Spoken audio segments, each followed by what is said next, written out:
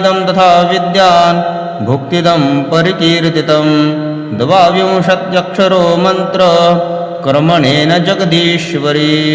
ॐ ह्रीं बटुकाय आपदुद्धारणाय कुरु कुरु बटुकाय ह्रीं।